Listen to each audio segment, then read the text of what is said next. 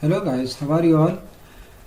We have learned how to add images and text in Video Scribe. Link of those videos is in the description. Today we will learn how to download or export video in Video Scribe. Click on download or publish.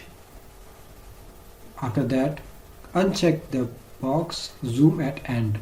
After that, click on download video. There are different formats to choose from.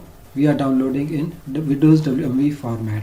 After that, there is quality video 720 or 1080 full HD, and below that we have options to set frame rate, that is 20, 25, 30. 25 is the good option. Below that we have to write the name of the video, whatever title we would like to choose for the video. After choosing the name for the video, we can also specify the path of our video. Choose any folder in your system. Be sure to watch other videos if you haven't seen them yet.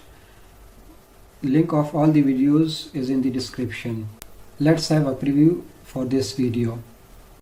Whenever you download video, be sure to uncheck the box zoom at end as shown in the right corner.